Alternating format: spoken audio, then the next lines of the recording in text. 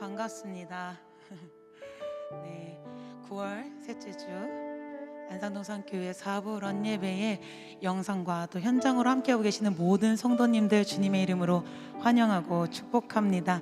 우리 한번 옆 사람들과 또 앞뒤 사람들을 향해서 잘 오셨습니다라고 한번 인사를 건네볼까요? 네, 잘 오셨습니다. 네, 이렇게 인사해 주시는 분들도 계시고, 네, 너무나 아름답습니다.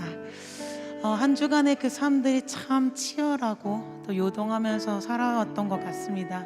그러나 오늘 이 자리에 나와서 오늘도 십자가에서 완성하신 그 사랑에 힘입어 오늘도 우리를 또 요동했던 그 마음들을 또 회복시키시고 또 그 사랑으로 덮어주시는 그 위로하심이 가득한 오늘의 예배가 되기를 소망합니다. 오늘 함께 그 사랑에 힘입어 오늘도 넘쳐 흐르는 그 주님의 은혜, 그 주님의 긍휼하심을 우리 모두가 느끼는 오늘의 4부 예배가 되기를 소망합니다. 그렇게 소망하시는 모든 분들 자리에서 일어나셔서 우리 함께 찬양하며 나아가고 싶습니다.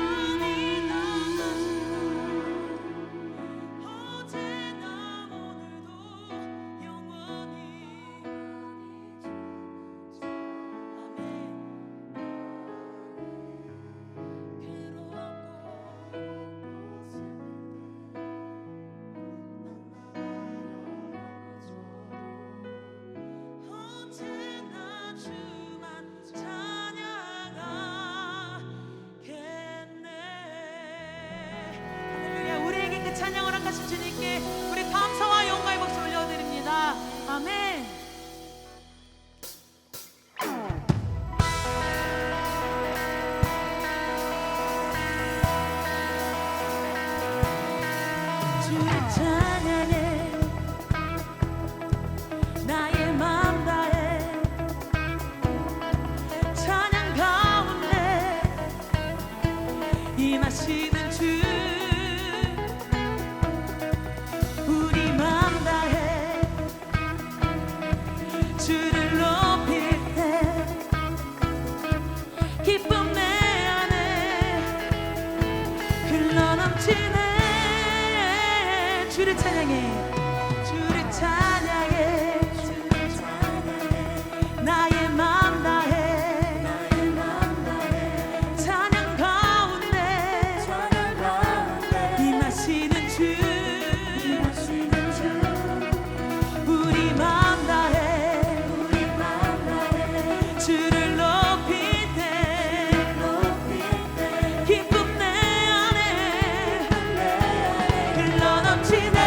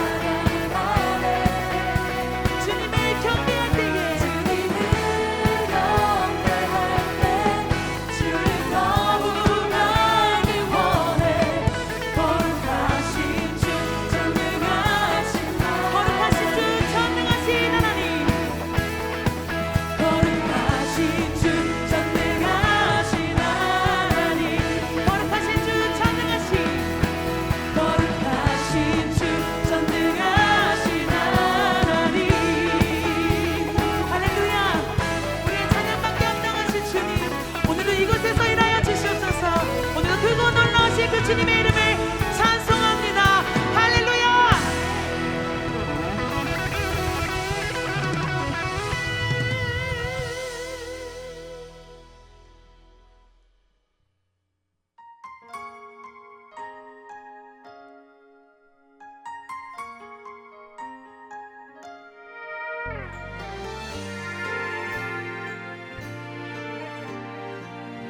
함께 찬양합니다. 보소서 보소서 주님 나의 마음은 선한 것 하나 없습니다. 그러나 내 모든 것 주께 드립니다. 사랑으로 안으시고 날 새롭게 하소서. 보소서 주님 나의 마음은 선한 것 하나 없습니다. 그러나 내 모든 것 주께 드립니다. 사랑으로 안으시고 날 새롭게 하소서. 주님 마음 내게 주소서. 내 아버지 주님 마음 내게 주소서. 나를 향하신 주님의 뜻이 이루어지도록 주님 마음 내게 주소서. 우리 다시 처음부터 고백하려 원합니다. 보소서 주님 나의 마음은 선한 것 하나 없습니다. 선한 것 하나 없습니다. 그러나 내 모든 것 주께 드립니다. 사랑으로 안으시고 날 새롭게 하소서. 주님 마음 내게 주소서. 주님 마음 내게 주소서. 내 아버지 주님 마음 내게 주소서. 나를 향하신 주님의 뜻이 이루어지도록 주님 마음 내게 주소서. 주님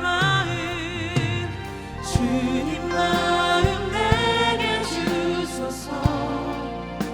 내 아버지 주님 마음 내게 주소서. 나를 향하신 주님의 뜻이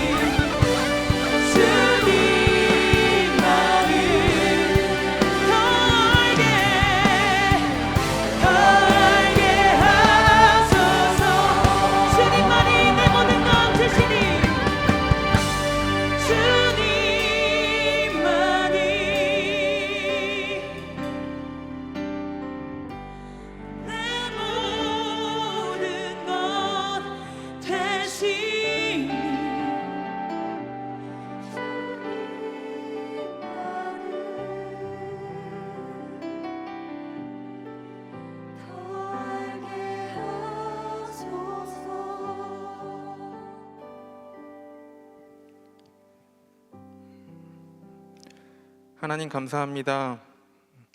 무더웠던 여름이 지나고 어느덧 한 해의 추수를 감사하는 추석이 다가왔습니다. 어렵고 힘든 시기이지만 각자의 자리에서 최선을 다해 살아가며 열매를 맺게 하심에 감사드립니다. 어쩌면 힘들었던 기억만 남을 수도 있겠으나 이 시간 예배할 때 올 한 해 나의 삶 가운데 그럼에도 불구하고 허락하신 은혜가 기억나게 하시고 그 은혜에 힘입어 남은 하반기를 살아갈 용기와 힘을 부어주세요. 피곤한 자에게는 능력을 주시며 무능한 자에게는 힘을 더하시나니 소년이라도 피곤하며 곤비하며 장정이라도 넘어지며 쓰러지되 오직 여호와를 앙망하는 자는 새 힘을 얻으리니 독수리가 날개치며 올라감 같을 것이요 다름박질하여도 곤비하지 아니하겠고 걸어가도 피곤하지 아니하리로다. 아멘. 그렇습니다. 주님, 하나님을 온전히 바라보며 사랑하는 자에게 하나님이 지치지 않는 힘을 부어주실 줄 믿습니다. 그럼에도 하나님을 바라보지 못했고 사랑하지 못했던 마음을 주님 앞에 올려드립니다. 많이 지쳐있고 많이 힘들어하고 있는 삶과 마음 가운데 어쩌면 하나님을 사랑하는 마음을 잃어버렸는지도 모르겠습니다.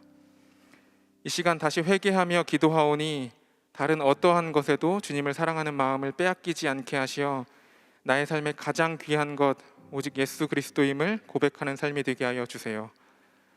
오늘 예배를 드리는 모든 이들이 하나님을 사랑한다고 뜨겁게 고백할 수 있는 시간이 되길 간절히 소망합니다.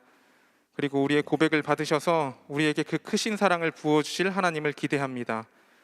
그 사랑을 아는 자들로 나의 삶의 자리에서 다시 한번 용기 내고 힘내어 나의 삶을 사랑하게 하시고 가족을 사랑하게 하시고 공동체와 이웃을 사랑하게 하시어 하나님이 우리에게 말씀하신 서로 사랑하라는 계명을 지키는 하나님을 기쁘시게 하는 자녀들이 되게 하여 주세요.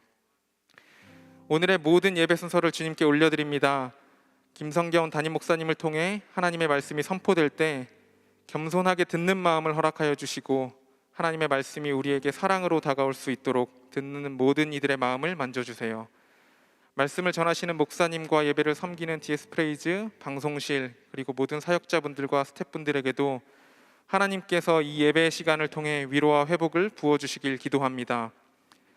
그리고 무엇보다 오늘 예배 이후 각자의 패밀리 모임과 셀 모임, 추석 명절을 맞은 가족 모임 가운데 하나님의 사랑과 은혜가 풍성히 흘러넘치게 하여 주셔서 모든 모임 가운데 하나님 나라를 누리게 하여 주세요.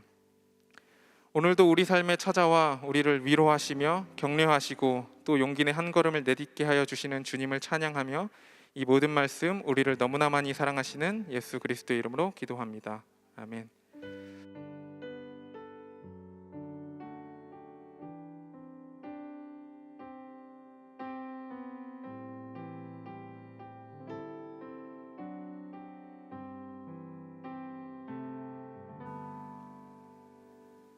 오늘 우리가 함께 나눌 하나님의 말씀은 열왕기상 3장 4절에서 15절까지의 말씀입니다. 구약성경 514페이지에 있습니다. 열왕기상 3장 4절에서 15절까지의 말씀입니다. 네, 우리 찾으신 말씀 저와 여러분이 한 절씩 교독하여 읽고 마지막 절은 다 함께 읽도록 하겠습니다. 제가 먼저 4절 말씀을 읽겠습니다. 이에 왕이 제사하러 기브온으로 가니 거기는 산당이 큼이라. 솔로몬이 그 제단에 1,000번제를 드렸더니 기브온에서 밤에 여호와께서 솔로몬의 꿈에 나타나시니라. 하나님이 이르시되 내가 내게 무엇을 줄꼬 너는 구하라.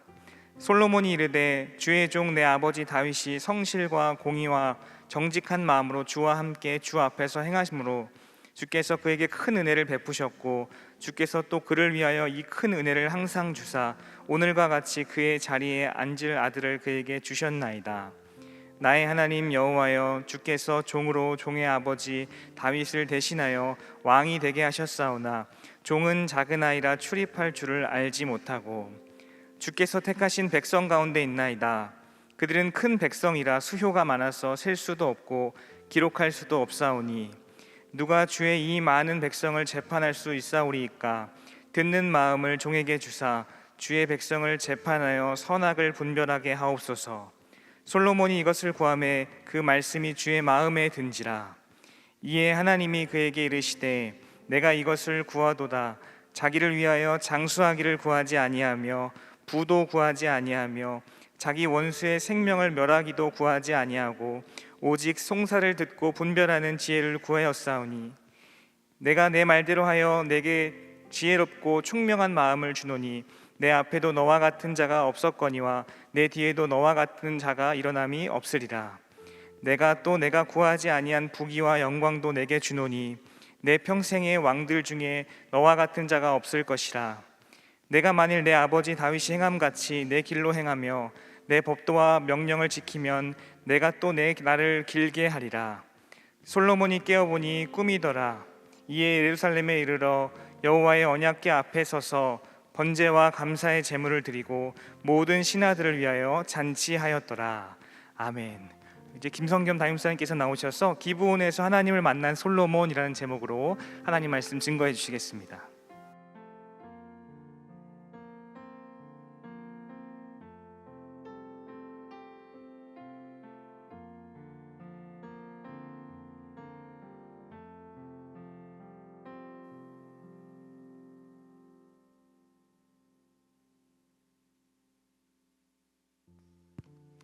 네, 2021년 9월 19일 주일 예배 함께하고 계신 모든 성도들 환영하고 축복합니다. 나는 마스크를 벗어도 되죠? 네, 지금 뭐 이곳의 예배당에도 함께 성도님들이 모여 계시고 지금 각자의 자신의 집에서 온라인으로 예배드리신 분도 계실 겁니다. 혹은 벌써 가족들과 함께 또 고향에 내려가셔서 함께 온라인으로 예배를 드리시거나 또는 병상에서 출타 중에 또는 군 복무 중에 혹은 저 멀리 선교지에서 현장에서 함께 이렇게 연결되어 예배 드리고 계시는 형제 자매들을 우리가 마음속에 그려봅니다. 비록 같은 곳에 함께 있지는 않지만 예수님 안에서 함께 연결된 코이노니아가 있는 사부 예배, 그런 예배가 되기를 축복합니다. 지역신문에 동산교회와 관련된 좋은 소식이 소개된 것이 있어서 나누고 싶어요. 우선 하나는 동산교회에서 우리 교회 공동체 안에 구제가 필요한 어려운 성도들을 위해서 명절 선물을 늘 준비하는데 그때마다 안산시 관내의 어려운 이웃들을 위해서도 선물을 준비합니다. 그래서 이번에도 단원구와 상록구 보건소에 그 선물을 기증을 했어요. 그래서 그 보건소의 방문 간호사님들이 그 선물을 가지고 홀몸 어르신과 저소득 가구에 방문하셔서 그 선물을 전달해 주신 소식이 이렇게 인터넷에 이렇게 기사가 올라갔는데, 사실 우리가 매번 명절 때마다 섬기는데 이번에 유독 이렇게 기사가 올라왔어요. 근데 사실 저는 이 기사보다 더 감사하고 기쁜 기사가 하나 있습니다. 우리 동산교회 비전누리 공동체, 그 비전누리의 온누리 마을, 혹시 온누리 마을 식구 여기 계세요 오늘? 저기 손 들고 있네. 네, 온누리 마을 그 형제 자매들이 자발적으로 동화책 그 판매 프로젝트를 해서 거기서 나온 수익금을 그 관내 아동 복지 시설에 후원을 했다고 합니다. 그래서 그 또 아름다운 나눔의 소식이 이렇게 기사화되어서 누가 이렇게 공유를 해주셨어요. 그래서 여러분에게 알려드리는데 마침 또 우리 공동체 식구들이 예배 같이 함께하고 있어요. 이 외에도 사실 우리 안에는 여러 가지 많은 이야기들이 있을 겁니다. 또 지난 주간 그 전 주간에 명절 맞이해서 우리가 어려운 이웃들과 또 교우들을 돕기 위해 사랑의 쌀 모금 행사했었고, 또 많은 분들이 사랑의 쌀 모금에 참여해 주셨고요. 또 보이지 않게 또 각자의 자리에서 공동체에서 교구에서 어려운 이웃들과 우리 교우들을 섬긴 일들이 많다고 저는 알고 있습니다. 다 소개해드리진 못했지만 대표적으로 두 가지만 오늘 얘기를 나눴는데요. 이 사랑의 역사를 이루신 하나님께 감사드리며 또 그 일하심에 참여한 성도들을 우리가 또 서로 축복하면서 앞으로 이런 섬김, 복음의 나눔이 더 풍성해지기를 기대하는 마음으로 박수 한번 올렸으면 좋겠습니다. 네. 이런 나눔이 또 이런 우리의 명절과 또 이 가을 추수의 계절을 더 풍성하게 만들어 주기를 기대합니다. 이제 솔로몬 이야기를 오늘 한번 살펴보겠습니다. 열왕기상 3장을 읽었는데 이스라엘 하면 사실 떠오르는 왕은 다윗 왕입니다. 단연코 다윗 왕이죠. 다윗 왕이 이스라엘을 통합했고 외세로부터 완전히 이스라엘을 해방시켰습니다. 더불어서 이스라엘을 고대 근동의 맹주의 반열로 올려놓은 것도 다윗 왕의 통치하에서 일어난 일이죠. 자, 그러나 다윗 못지않게 이스라엘의 위대한 왕을 뽑으라면 솔로몬 왕을 뽑겠습니다. 다윗의 아들이죠. 사실 부와 힘의 규모를 생각하면 솔로몬이 다윗을 능가했어요. 그렇지만 정작 솔로몬은 힘과 부보다는 지혜로 유명한 왕입니다. 기독교인이 아니어도 솔로몬의 지혜에 대해서는 다 압니다. 또 부모들이 자녀들을 축복하며 기도할 때 솔로몬의 지혜를 달라고 기도하죠. 혹시 여러분의 또 부모님이 그리스도인이시고 혹시 어렸을 때 여러분을 축복하면서 부모님께서 솔로몬의 지혜를 구하며 기도하셨던 기억이 아마 있을 수도 있습니다. 여러분들도. 자, 오늘 성경 이야기에서는요, 그 솔로몬의 지혜가 어떻게 시작되었는지 이야기해 주고 있습니다. 결론부터 말씀드리면 솔로몬의 지혜는 솔로몬 자신의 탁월함이나 재능보다도 절박하고 연약한 인간이 입은 하나님의 은혜로부터 출발했습니다. 솔로몬이 왕위를 오르는 과정이 결코 순탄치 않았어요. 열왕기상 1, 2장에 그 당시 상황이 잘 설명이 되어 있는데, 사실 역대상을 읽어보면 다윗 왕은 이미 솔로몬을 다음 왕으로 후계자로 공포를 했습니다.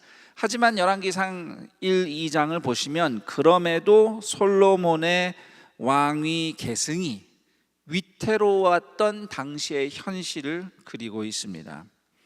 그래서 좀 그때 당시 일어났던 일들을 열왕기상 1, 2장을 여러분이 읽어보시면 아시겠지만 간단히 정리하자면, 솔로몬은 왕권을 두고 경쟁을 했던 자신의 배다른 형, 또 다른 왕자 아도니아, 그리고 그를 지지했던 다윗의 부하 장수였던 요압, 이런 정적들을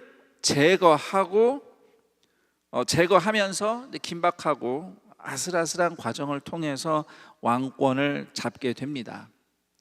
그리고 솔로몬은 그런 왕권을 강화하기 위해서 오늘 열왕기상 3장 1절에 보면 애굽 왕의 딸을 왕비로 맞아들입니다. 결혼을 통해서 이집트와 동맹을 맺은 거예요. 이집트는 고대 근동의 역사에 내내 항상 강대국이었죠. 옛날 모세 시절도 그랬지만 심지어 로마 시대에 이르기까지도 이집트의 위치가 아주 중요했죠. 물론 정치적으로 생각하면 그런 결혼 동맹을 맺는 것이 현명할 수도 있겠습니다만은, 율법을 기준으로 봤을 때는 우상 숭배하는 왕가와 동맹을 맺은 것은 아주 부적절한 정도가 아니라 부정한 일이었다고 우리는 판단할 수 있습니다.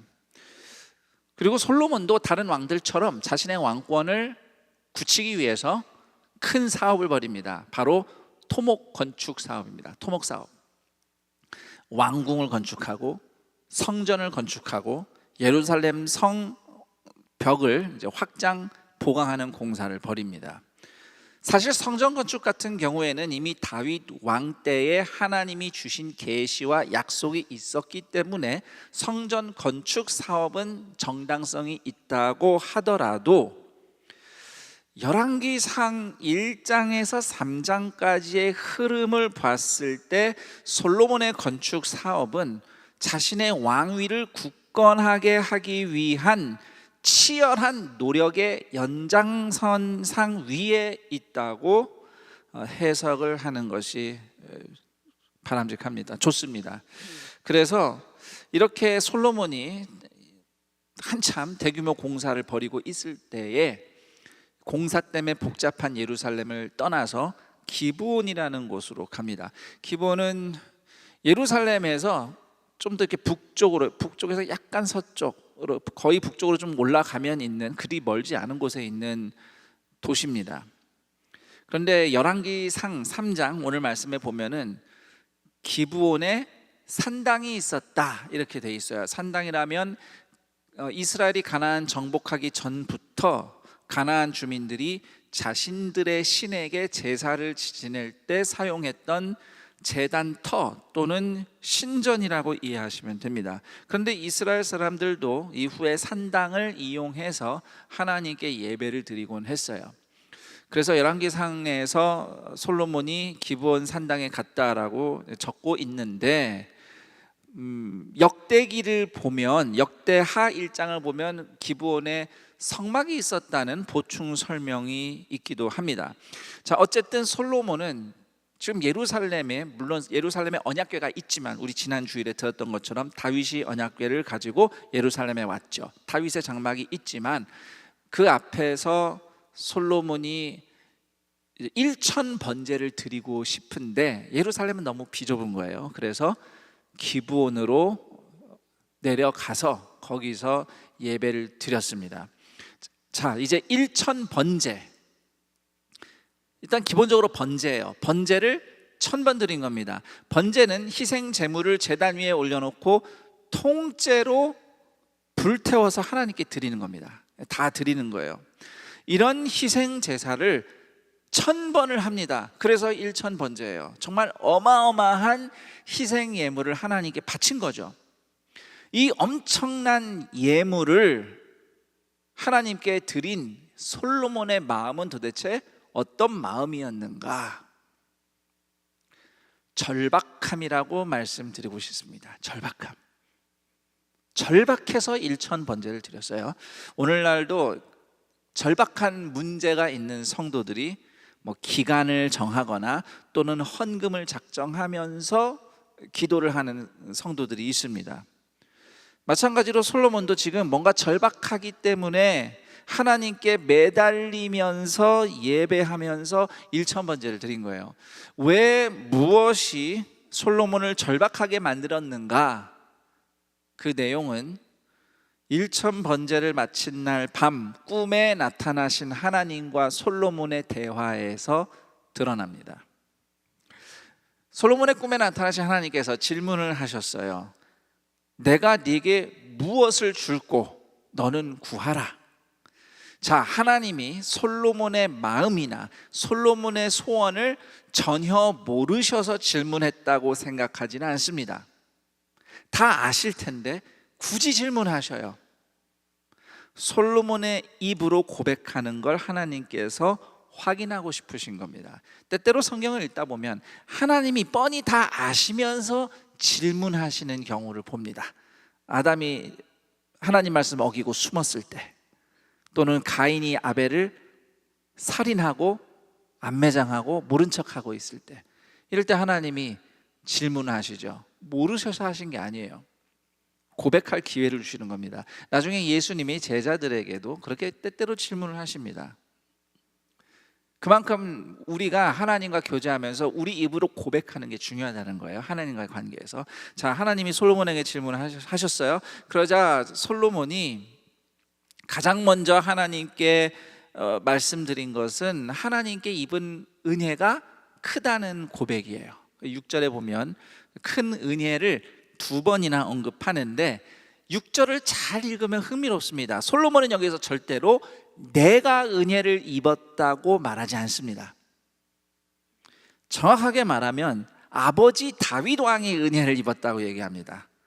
그리고 아버지가 은혜를 입은 덕분에 한 달이 건너서 내가 이제 은혜를 받은 거예요. 그래서 내가 왕위에 올랐다고 고백하는 거죠. 이것은 솔로몬의 겸손이에요. 하나님의 은혜의 1차적인 대상은 내가 아니라는 거죠. 아버지를 통해 한 달이 건너받은 은혜도 나한테 크고 과분하다. 지금 솔로몬이 아주 겸손하게 받은 은혜에 대해서 고백을 하고 있습니다. 자, 그렇지만 솔로몬에게는 큰 고민이 있죠. 7절, 종은 작은 아이라 출입할 줄을 알지 못하고, 그리고 9절, 누가 주의 이 많은 백성을 재판할 수 있사오리까. 물론 솔로몬이 꽤 젊었을 겁니다. 하지만 자신을 아이라고 불렀다고 해서 정말로 솔로몬이 지금 미성년자라는 것은 아닙니다. 자기 자신을 아이라고 부른 만큼 나는 연약하고 무능하다는 고백을 하는 겁니다. 제가 앞서 좀 설명드렸지만 열왕기상 1장 2장을 읽으면 솔로몬이 이스라엘 왕으로서 잘해보기 위해서 아주 치열하게 이것저것 다 해보는 모습, 열심히 최선을 다하는 모습을 발견할 수 있습니다. 그렇지만 결국은 내가 얼마나 연약하고 무능한가를 직면하는 겁니다. 그래서 솔로몬은 두렵고 절박합니다. 사실 이런 솔로몬의 두려움을, 자신의 연약함을 누구에게 토로할 수 있었겠습니까? 다윗이라는 걸출한 영웅 아버지의 뒤를 이어서 이스라엘의 왕이 된 솔로몬을 이스라엘 백성이 바라보면서 기대도 많았고 걱정도 많았을 텐데 그 모든 것이 솔로몬에게 얼마나 큰 부담이었겠습니까? 더 나아가서 솔로몬을 만만하게 보고 경쟁했던 정적들도 있었어요. 그렇기 때문에 솔로몬은 인간적으로 빈틈을 보일 수가 없었던 겁니다. 사회생활 해보신 분들은 아마 아실 거예요. 사회생활, 교회에서야 뭐 나 연약하다 자기 고백도 하고 그러면 다 들어주고 위로하고 이러죠. 어디 뭐 직장생활 어디 사회에서 다 치열하게 경쟁하는데 내 약점 보여주면 뭐 이해해주고 배려해줍니까? 밟고 올라가잖아요. 이런 상황에서 솔로몬은 빈틈을 보일 수가 없는 거예요. 강해 보여야 되는 거예요. 내가 왕 될 만한 사람이라는 걸 증명해야 하는 거죠. 그래서 솔로몬이 열왕기상 1, 2장을 보면 굉장히 좀 세게 나가는 것 같습니다. 강한 행보를 보여줘요. 성경에는 자세히 기술되어 있지는 않지만 아마 이스라엘 백성들이 그런 솔로몬을 보면서 생각했던 것과는 다르네, 야 보통 내기가 아닌데 라고 생각을 했을 겁니다. 그렇지만 7절에서 9절 사이에 기록된 솔로몬의 고백을 보면 사실 솔로몬은 강하게 행동했던 모든 기간들 내내 자신의 연약함과 무능함을 직면하면서 두렵고 불안하고 압박감을 느끼며 절박했던 것이죠. 유난히 내가 강하다는 걸 과시하는 사람일수록 사실 그 내면에는 불안과 두려움이 큰 겁니다. 그래서 솔로몬이 이제 와서 하나님 앞에 엎드리는 거예요. 이제 엎드리는 겁니다. 하나님의 은혜로 왕위에 올랐고 내가 왕으로 잘해보려고 정말 온갖 애를 썼는데 내 힘으로는 안 됩니다. 내 힘으로는 안 됩니다. 내가 어떻게 이 직분을 감당할 수 있겠습니까? 라고 고백하는 거죠. 이렇게 7절에서 9절에서 고백하고 나서 고백하고 나서 아주 유명한 솔로몬이 지혜를 구하는 대목이 9절 후반부에 나오죠. 듣는 마음을 종에게 주사 주의 백성을 재판하여 선악을 분별하게 하옵소서. 여기서 솔로몬이 지금 듣는 마음을 구하는데요, 지혜를 구한 거예요. 이게 좀 이따 설명드리겠지만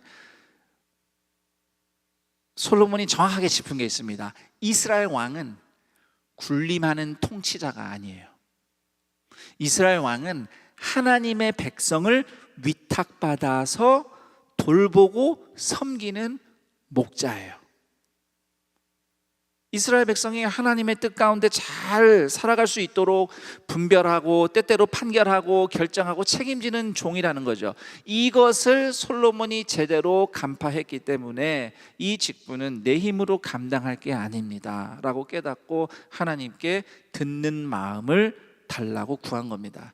자, 이 듣는 마음을 히브리어로는 레브 쇼메아라고 합니다. 레브, 마음, 쇼메아, to listen. 그래서 heart to listen이 됩니다. 듣는 마음, 레브 쇼메아. 이 듣는 마음이 바로 지혜예요. 지혜. 잠언 1장 7절 그리고 잠언 9장 10절 솔로몬의 잠언입니다. 잠언에는 솔로몬의 잠언만 있는 건 아니에요. 르무엘 왕의 잠언도 있고 다른 지혜자들이 남긴 잠언도 있어요. 그런데 잠언 1장하고 9장의 솔로몬의 잠언을 보면 여호와를 경외하는 것이 지혜 또는 지식의 근본이다 라고 적혀 있습니다. 잠언에서 지혜와 지식이 서로 같은 의미로 호환돼서 사용이 됩니다. 우리는 보통 지식과 지혜를 분리해서 정의를 내리는데 적어도 잠언에서는 다 같은 의미로 사용이 되고 있어요. 지혜는 여호와를 경외하는 것에서 시작된다. 다시 말해서 지혜는 여호와를 경외하며 하나님의 말씀을 귀담아 듣는 마음입니다. 한번 이 자막을 보면서 같이 읽어볼까요? 다 함께 읽어보겠습니다. 자, 시작. 지혜는 여호와를 경외하며 하나님의 말씀을 귀담아 듣는 마음. 이 듣는 마음에 대해서 잠언 5장에 보면 지혜로운 사람은 훈계와 꾸지람과 가르침을 잘 듣는다 이렇게 말씀하고 있어요. 그냥 말씀이 아니라 훈계를 잘 듣는 게 지혜로운 마음인 것이죠. 자, 솔로몬이 구한 듣는 마음은 두 가지로 정리해 볼 수 있습니다. 우선 하나는 오직 하나님을 경외하고 경청하며 배울 수 있는 지혜. 이것이 듣는 마음의 첫 번째 의미이고요. 그 다음 또 하나의 의미는 듣는 마음이란 백성의 이야기에 귀 기울일 때 하나님의 마음을 깨달을 수 있는 지혜입니다. 이처럼 듣는 마음, 지혜를 구한 솔로몬의 간구를 들으신 하나님께서는 크게 기뻐하셨어요. 솔로몬의 그런 마음이 정확하게 하나님의 마음이었던 것이죠. 그래서 하나님께서는 12, 13절에서 이렇게 약속하십니다. 내가 네 말대로 하여 내게 지혜롭고 총명한 마음을 주노니 내 앞에도 너와 같은 자가 없었거니와 내 뒤에도 너와 같은 자가 일어남이 없으리라. 내가 또 네가 구하지 아니한 부귀와 영광도 내게 주노니 내 평생의 왕들 중에 너와 같은 자가 없을 것이라. 더 나아가서 이제 뒤에 14절 읽어보시면 하나님께서는 솔로몬이 하나님의 법과 명령을 지키며 살면 솔로몬의 날을 길게 하실 것이다 약속을 하십니다. 꿈에서 깨어난 솔로몬은 예루살렘으로 돌아와서 이제는 다윗의 장막 언약궤 앞에서 번제 감사 제물 예배를 드리며 신하들을 위해서 잔치를 베풀었다라고 오늘 우리가 읽은 말씀에 기록되어 있고요. 이후 우리가 성경을 쭉 읽어보면 하나님께서는 정말로 약속대로 지키셔서 솔로몬을 세상에서 가장 지혜롭고 영화로운 왕으로 세워주십니다. 자, 오늘 이 말씀에서 여러 가지 우리가 얘기해 볼 주제가 있겠지만 저는 두 가지를 좀 집중해서 여러분과 함께 생각해 보고 싶습니다. 우선 첫 번째는 솔로몬은 그 무엇보다도 하나님의 은혜를 구했습니다. 앞서 설명드린 것처럼 솔로몬은 나름 열심히 살았어요. 최선을 다해 살았습니다. 하나님 믿었어요. 열왕기상 3장 3절에 보면 솔로몬이 하나님 사랑했다 되어 있습니다. 다윗이 가르쳐준 법도를 따랐대요. 하지만 1장 2장의 내용처럼 솔로몬은 또 모든 방법을 동원해서 인간적으로 가능한 일은 다 하면서 살았거든요.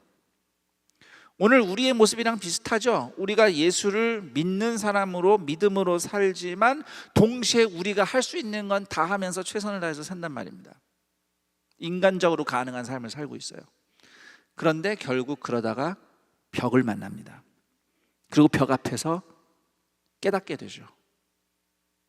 나에게 정말 필요한 것은 하나님의 은혜다. 하나님의 은혜가 아니면 내가 이렇게 했어도 할 수가 없는 것이구나. 그래서 솔로몬은 절박하게 하나님을 찾았어요. 자신의 최선을 걸고 하나님께 매달린다는 의미로 내가 오직 하나님의 은혜를 입어야만 삽니다 라는 고백의 의미로 1000번제를 드린 거예요. 1000번제가 내가 이만큼 드리니까 하나님이 응답하셔야 돼요 거래를 하면서 드린 게 아니고 내가 이만큼 절박하다, 하나님의 은혜가 아니면 안 된다라는 것을 표현을 한 겁니다. 1000번제로. 그리고 꿈에 나타나신 하나님께 솔로몬이 제일 먼저 말씀드렸던 것도 은혜에 대해서 고백한 거였어요. 주님 베푸신 은혜가 큽니다. 내가 은혜 받았다고 말 안 했잖아요.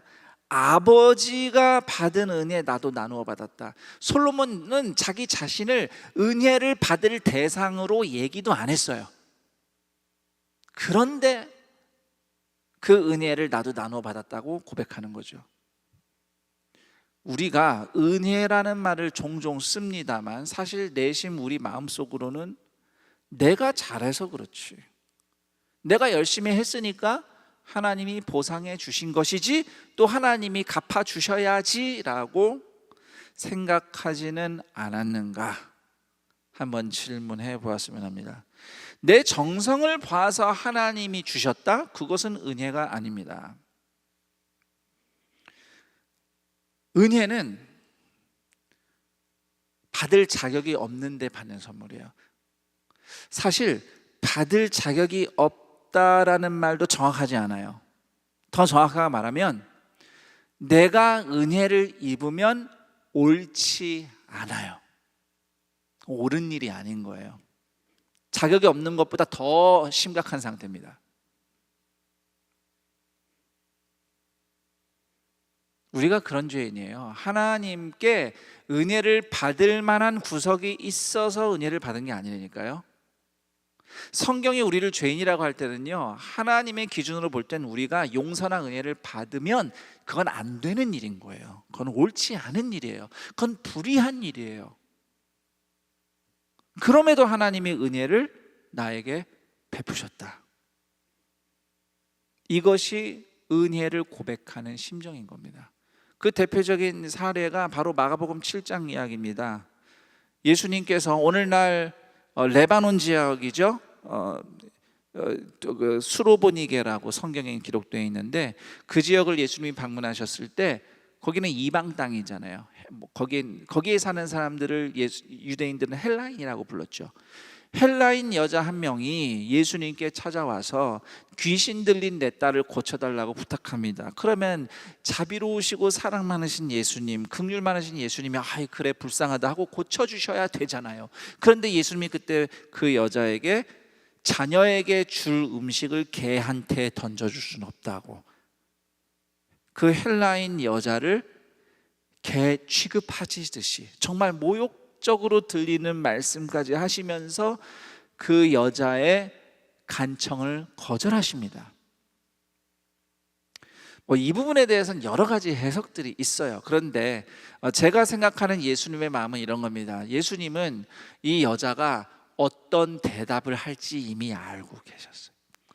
예수님은 이 여자가 어떤 믿음을 갖고 있는지 알고 있는데 거기 지금 사람들이 많이 보고 있어요. 이 장면을 제자들도 보고 있고, 예수님은 이 헬라인 여자의 믿음이 이 제자들과 사람들에게 알려지길 원하셨기 때문에 그 여인이 믿음을 고백할 수 있도록 일부러 자극적으로 자극해서 좀 시험하시듯이 말씀을 하셨다고 저는 생각합니다. 그리고 정말로 그 여자는 예수님의 기대에 부응해서 멋진 말로 대답을 하죠. 개도 주인의 상에서 떨어지는 음식 부스러기를 먹습니다. 이게 무슨 뜻인가요? 내가 은혜를 입으면 안 되는 죄인이라는 것을 잘 알지만 그래도 나를 불쌍히 여기시면 부스러기 은혜라도 과분합니다. 이것이 일천번제를 드렸던 솔로몬의 심정이에요. 내 힘으로는 안 된다, 하나님의 은혜가 아니면 살 수 없구나 고백하면서 자격이 없는 사람이지만 하나님께 은혜를 구하는 그 절박함, 그 겸손한 마음, 그것이 솔로몬의 일천번제의 의미입니다.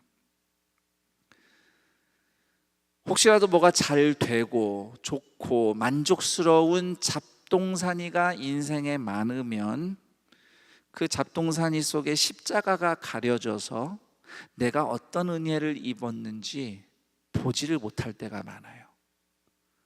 그런데 그것이 다 무너져 없어지고 나면 절대 무너지지 않고 굳세게 서 있는 하나를 보게 됩니다. 그것이 바로 예수님의 십자가죠. 여러분을 위한 예수님의 십자가는 절대 취소되지 않기 때문입니다. 그 십자가를 보면서 그 십자가 앞에서 가당치 않은 내가 예수님의 십자가 희생을 통해 하나님의 은혜를 입었다라고 고백하는 여러분, 그런 여러분에게 솔로몬에게 그러셨듯이 하나님께서 오늘 이 시간 말씀으로 은혜로 응답하심으로써 살아나고 또 살아낼 수 있는 은혜를 입는 동산의 가족들, 믿음의 형제 자매들이기를 축복합니다. 그리고 오늘 솔로몬의 이야기에서 또 한 가지 살피고 싶은 것은 듣는 마음이에요. 듣는 마음은 하나님의 마음이 임하는 자리입니다. 우리가 하나님께 경청할 때, 그리고 하나님께 경청하듯이 사람을 대할 때 우리는 하나님의 뜻이 무엇인지 배우고 순종할 수 있습니다. 그래서 저는 이렇게 말씀드리고 싶어요. 듣는 마음이란 하나님의 마음에 자신을 맞추고 하나님의 일하심에 삶을 맞추는 마음이다. 우리 자막을 보면서 그대로 우리 다 함께 읽어봤으면 합니다. 함께 읽습니다. 듣는 마음은 하나님의 마음에 자신을 맞추고 하나님의 일하심에 삶을 맞춘다. 자, 하나님은 우리와 늘 함께 계십니다. 늘 임재하세요. 그런데 그 임재가 드러나거나 경험되는 방식은 별도로 있어요. 예를 들어서 가족이 한 집에 있어요. 하지만 같이 한 공간에 가족이 있다고 해서 반드시 우리가 가족이야, 우리가 함께 하고 있어, 이런 경험을 하는 건 아니죠. 한 지붕 아래에 있어도 각자 서로 그냥 이렇게 갈라져서 외롭게 지내는 경우도 있습니다. 가족이 공간만 같이 함께 할 뿐만 아니라 대화를 하든지 어떤 활동하든지 마음과 마음이 통하는 활동을 할 때에 우리가 함께 하고 있다, 이것을 경험하게 되는 거죠. 하나님의 임재도 마찬가지입니다. 하나님이 우리 가운데 늘 계시지만 그분의 임재가 나타나는 또는 경험되는 중요한 방식이 바로 지난 주일 제가 말씀을 드리며 설명드렸던 바로 그 성도의 사랑의 교제, 코이노니아예요. 이것이 하나님의 임재가 나타나는 중요한 방식이에요. 자, 그런데 하나님의 임재로서의 사랑의 교제, 코이노니아는 단순히 믿는 사람들 우리끼리 모여서 감사하다, 고맙다, 환대하고 사랑을 느끼고 고마운 정도, 그냥 그 따뜻함 정도가 아니에요. 거기서 멈추지 않습니다. 그것도 있지만 하나님의 임재로서의 코이노니아에는 하나님의 마음과 우리 마음이 함께 만나는 경험이 있습니다. 이것을 구약성경 에스겔서 36장에서는 새로운 마음으로 바꿔주시겠다는 하나님의 예언으로 표현되어 있고요, 로마서 12장에서는 마음이 새롭게 되어 변화를 받아, 생각이 새롭게 되어, 이런 식으로 또 표현되어 있습니다. 마음이 새롭게 된다는 것은 결국 뭐냐? 하나님의 마음과 우리 마음이 만나는 거예요. 자, 듣는 마음, 이렇게 하나님의 마음을 만나는 사랑의 교제에 참여하는 마음이 듣는 마음이라는 거죠. 듣는 마음을 가지고 그 자리에 갈 때에 하나님의 임재가 있는, 하나님의 마음을 만나는 사랑의 교제가 뭔지를 알게 됩니다. 듣는 마음에 대해서 조금 더 설명을 드리겠습니다. 듣는 마음이 어떤 건가 여러 가지 설명할 수 있겠지만, 이 듣는 마음을 하나님께 최초로 구했던 솔로몬의 잠언을 참고해 볼 때에, 제가 앞서 잠언 5장에 그런 내용이 있다고 말씀드렸지만, 지혜로운 사람은 하나님의 말씀을 잘 듣습니다. 그냥 하나님의 말씀이 아니라 훈계를 들어요. 꾸지람을 듣습니다. 듣는 마음은 당장 듣기 좋은 위로나 칭찬보다 하나님께서 주시는 가르침, 훈계, 심지어 꾸지람을 더 경청합니다.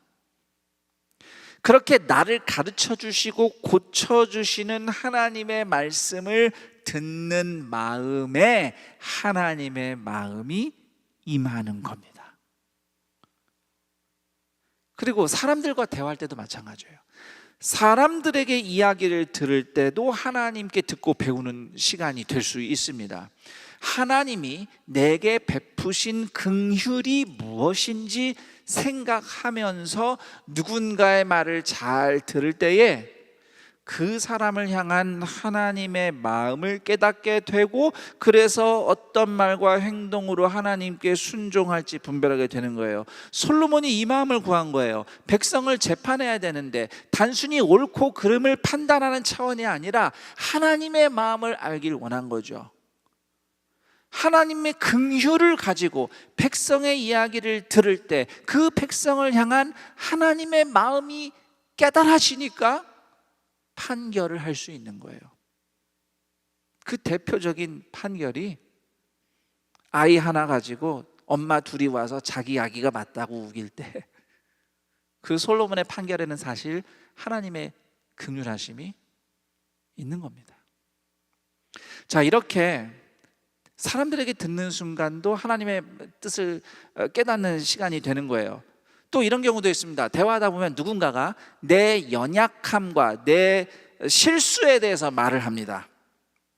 나를 훈계합니다. 나와 다른 의견을 이야기하기도 하고 나와 반대 의견을 내면서 부딪히는 것처럼 보여요. 자, 이럴 때에 듣는 마음이 있는 지혜로운 사람은 기분 나빠하거나 억울해하거나 분노하지 않습니다. 듣기 불편한 말 가운데서도 하나님께서 내게 가르쳐 주시는 것이 있다는 믿음으로 듣는 자세가 지혜입니다.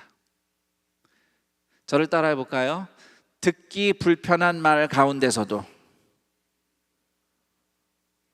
하나님께서 내게 가르쳐 주시려는 것이 있다.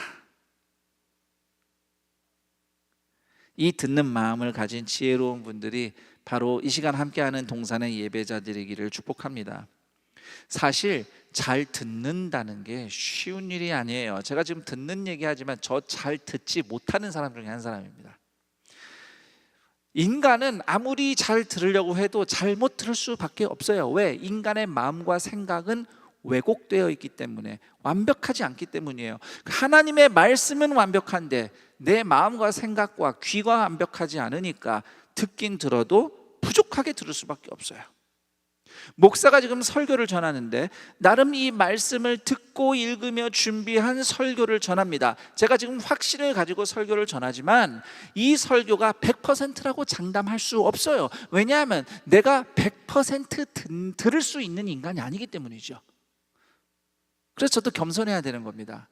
만약에 100%일 수가 없는 설교 시간에도 오늘 예배드리는 여러분들의 마음 가운데 하나님이 뭔가 은혜를 주시며 깨닫게 하시며 삶을 변화시키신다면 그것은 설교자가 설교를 잘해서가 아니라 여러분을 사랑하시는 성령님이 여러분의 마음을 열어서 주님께 들을 수 있도록 도와주셨기 때문입니다. 그래서 이 시간은 표면적으로는 목사가 설교하는 시간이지만 사실은 성령님이 여러분의 마음 가운데 일하고 계시는 시간이에요.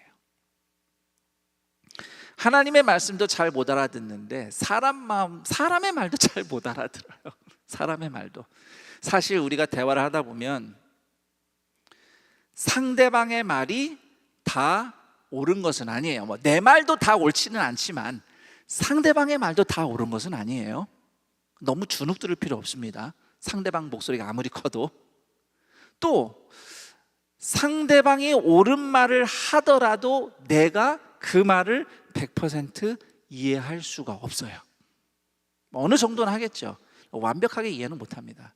또 내가 상대방의 말을 이해했다고 합시다. 그렇지만 그 말에 내가 동의하는 것은 아니에요.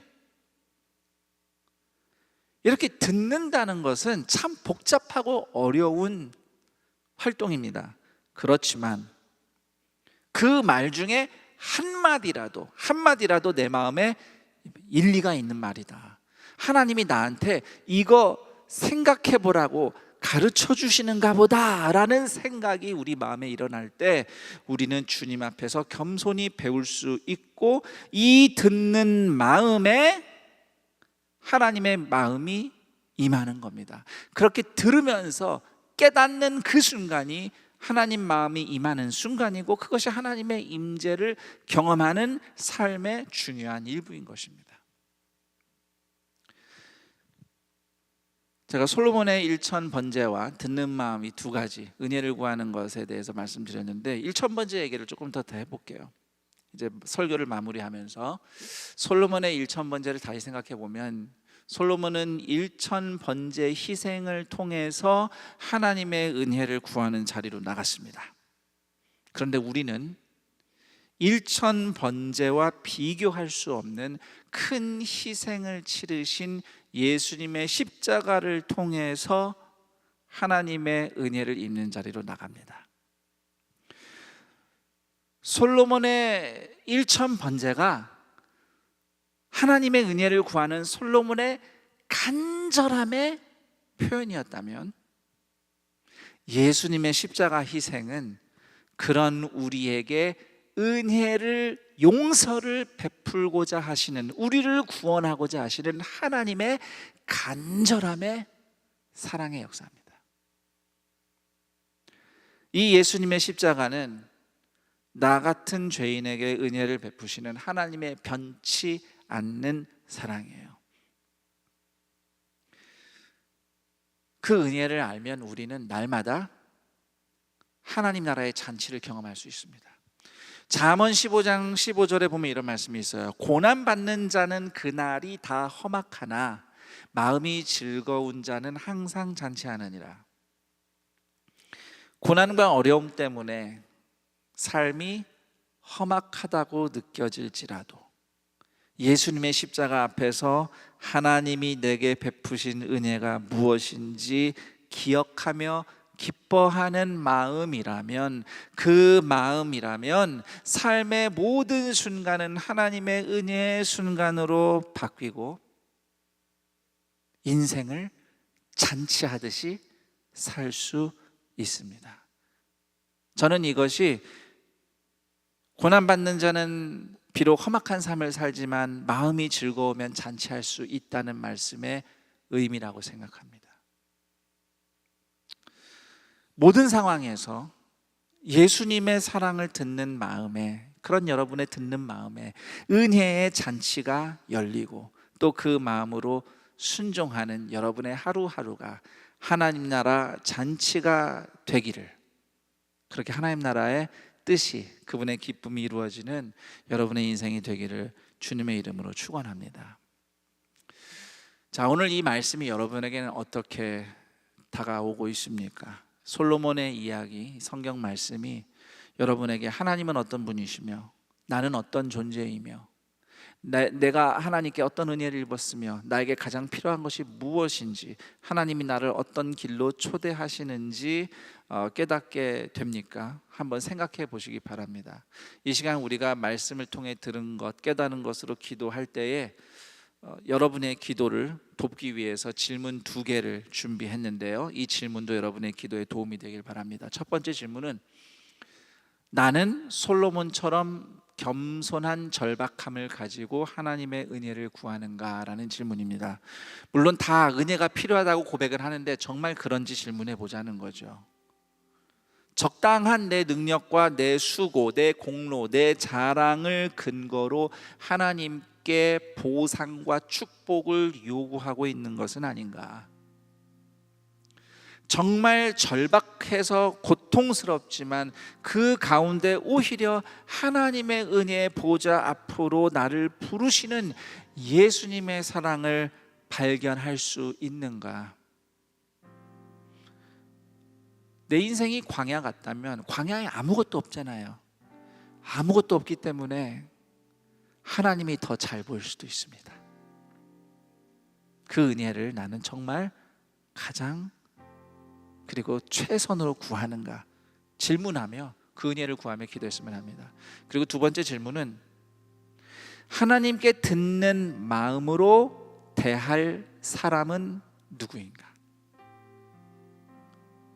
또한 하나님께 듣는 마음으로 대할 삶의 자리는 어디인가?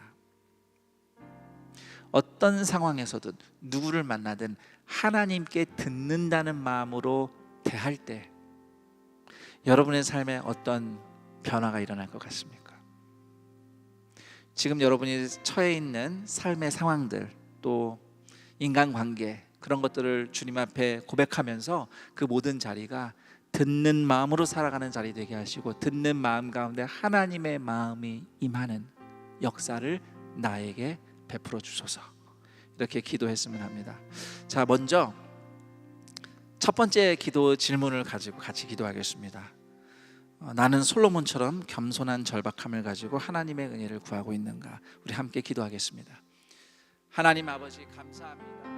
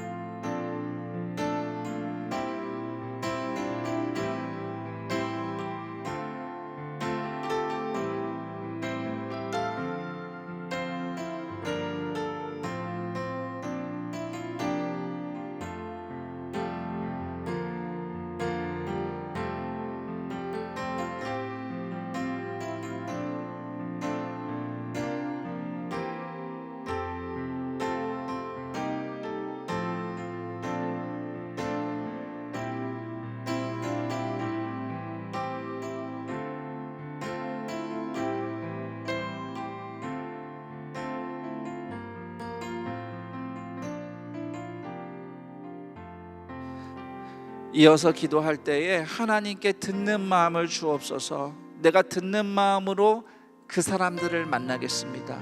주님께 듣는 마음으로 이 어려운 상황도 맞닥뜨리겠습니다. 그냥 힘든 현실이 아니라 하나님께 듣는 시간이 되게 하옵시고, 그냥 만나는 만남이 아닌 하나님께 배우는 만남이 될 때에 우리의 마음에 하나님의 마음이 임하고 하나님의 뜻을 깨닫게 되고 주님의 인도하심을 따라 순종할 때에 하나님의 마음에 내가 맞추어지고 우리의 삶이 주님의 역사에 맞추어지는 은혜를 허락하여 주옵소서. 우리 주님께 듣는 마음을 구하며 함께 기도하겠습니다. 하나님 아버지 감사합니다. 우리에게 듣는 마음을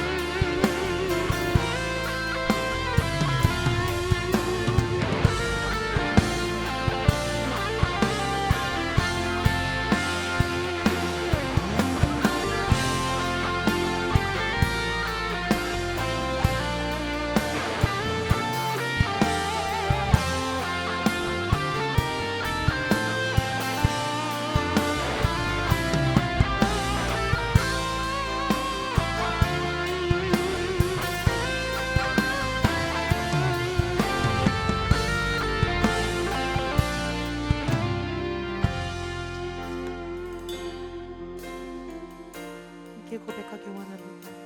보소서 주님, 나의 마음은 선한 것 하나 없습니다.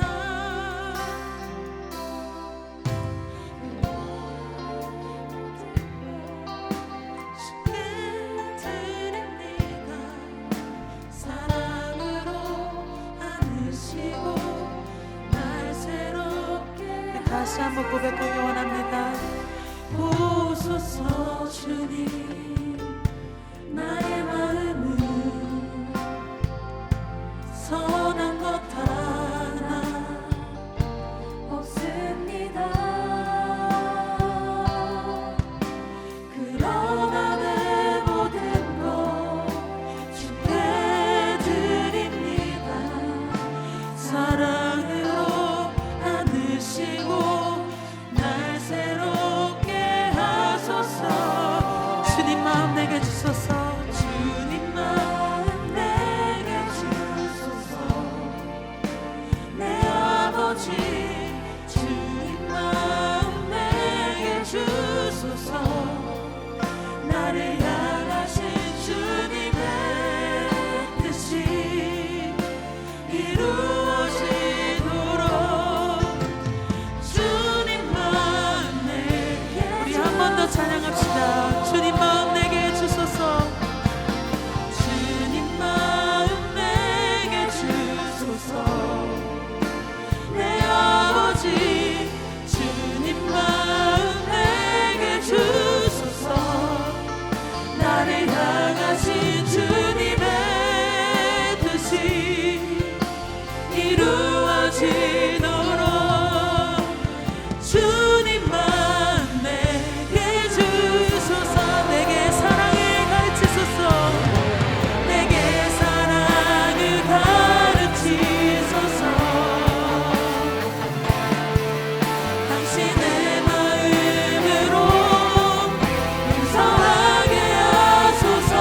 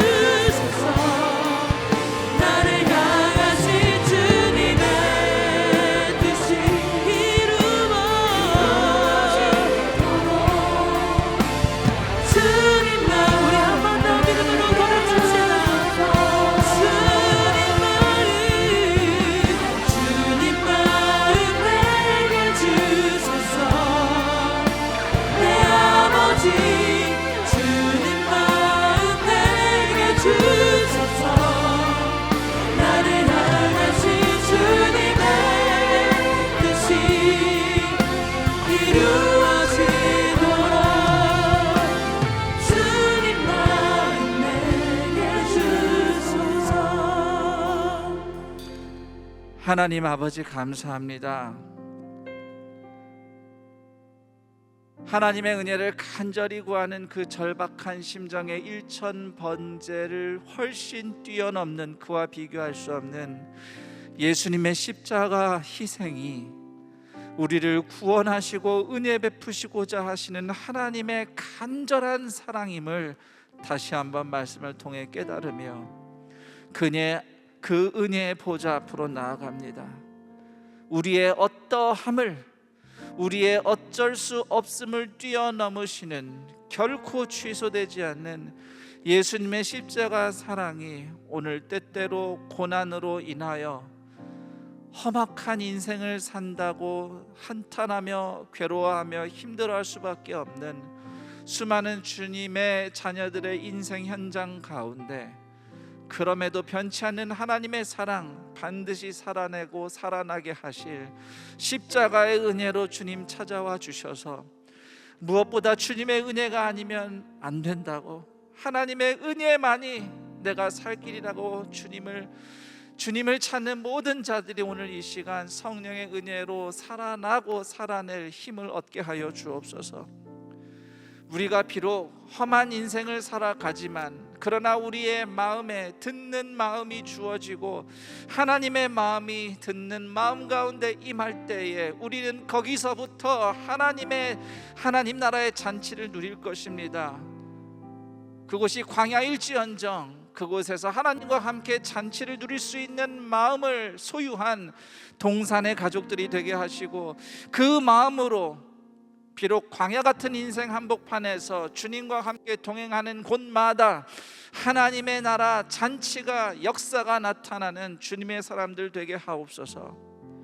이렇게 주님의 은혜를 가장 사모하며 하나님의 마음이 임하는 듣는 마음을 주님께 먼저 구하는 동산의 가족들이 주님께 감사 예물을 올립니다. 이 예물이 쓰이는 곳마다 하나님께서 구원하며 고치시며 회복시키시는 평강의 역사 나타나게 하시고, 드린 손길들 위해 하나님께서 오늘도 먹이시며 입히시며 붙잡아 주시는 주의 은혜가 갑절로 부어지게 하여 주옵소서. 우리 주 예수 그리스도의 이름으로 기도드립니다. 아멘.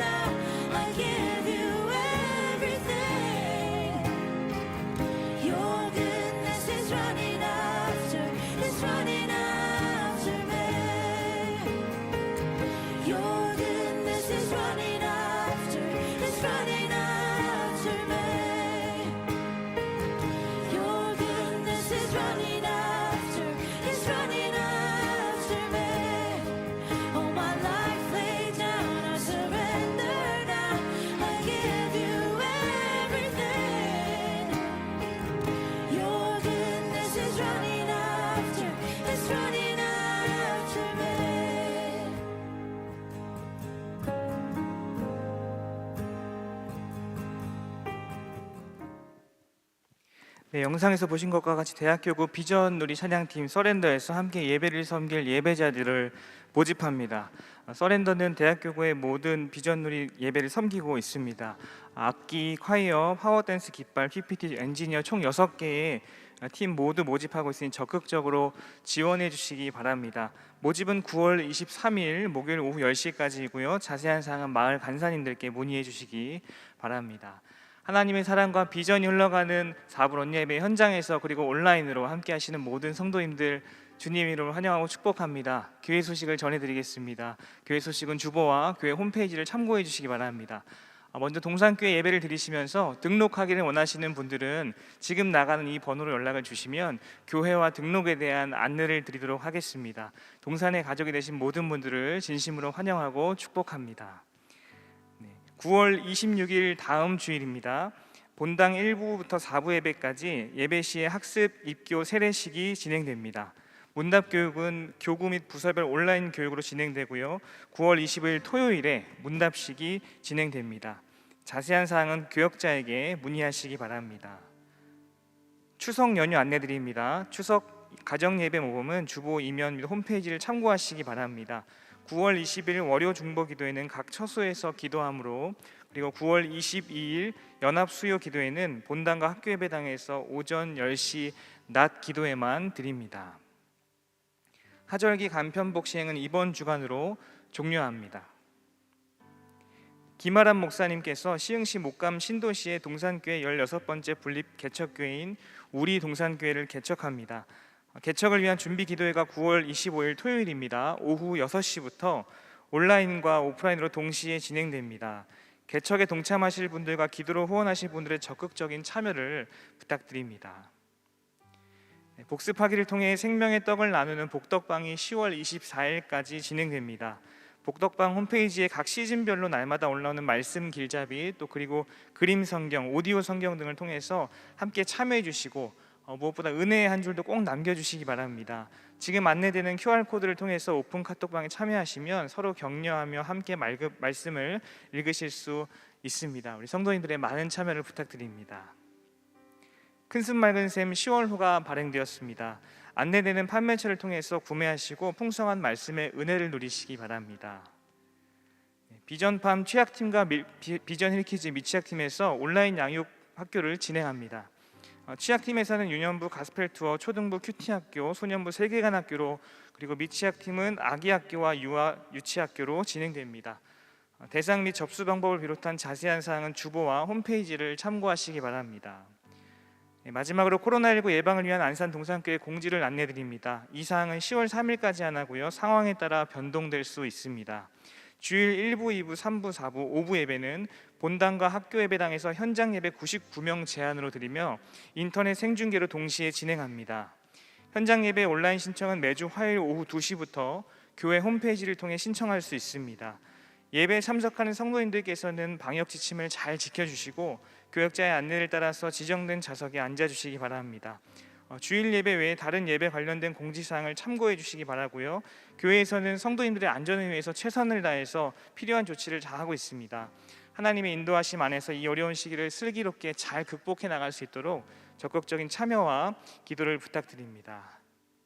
이제 다 함께 자리에서 일어나셔서 오늘 말씀 가운데 은혜 부으신 하나님을 찬양하며 나아가겠습니다.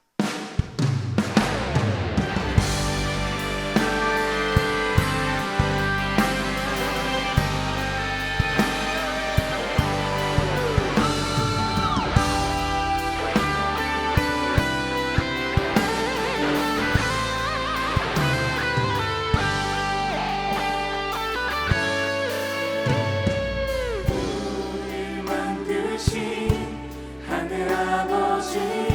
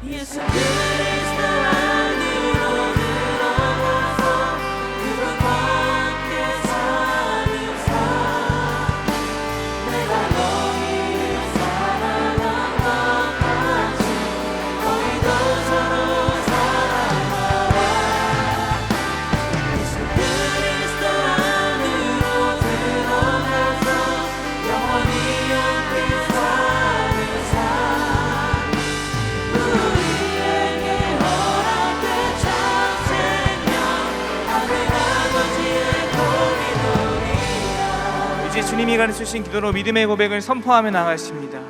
하늘에 계신 우리 아버지여, 이름이 거룩히 여김을 받으시오며 나라가 임하시오며 뜻이 하늘에서 이루어진 것 같이 땅에서도 이루어지이다.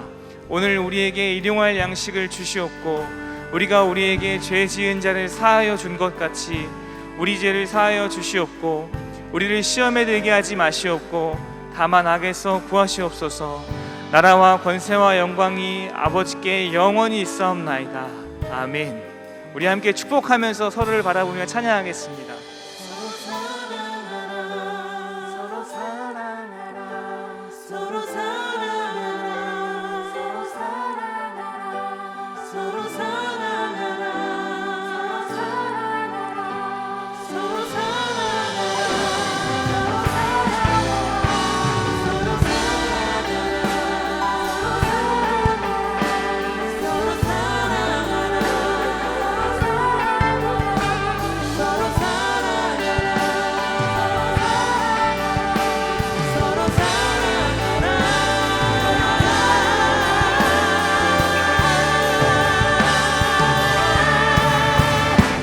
예수 그리스도 안으로 들어가서 그 밖에 사는 삶 내가 너희를 사랑한 것 같이 너희도 서로 사랑하라.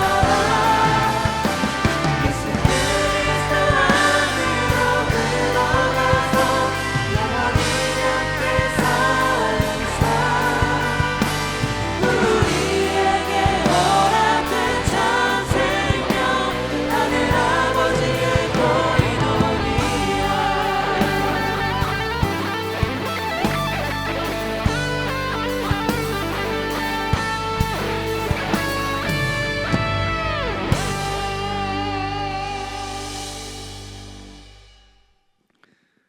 우리 주 예수 그리스도의 은혜와 하나님 아버지의 그 크신 사랑하심과 성령 하나님의 교통, 감화, 충만, 인도하심이 우리의 간절함과 절박함의 일천 번제를 넘어서는 우리를 구원하시려고 십자가에서 희생하신 예수님의 그 간절한 사랑에 힘입어 오늘 하나님의 은혜를 구하며 어떤 상황에서도 하나님께 듣는 마음으로 살아갈 때에 우리의 마음에서부터 천국 잔치가 시작되고 그 마음으로 하루하루 순종하며 배우며 나아가는 우리의 삶의 자리가 하나님의 나라 잔치로 완성되기를 열망하며 오늘도 하나님을 바라보며 함께 모여 주를 예배하는 동산의 모든 가족들, 주님의 사람들 인생 위에 영원토록 함께 있을지어다. 아멘.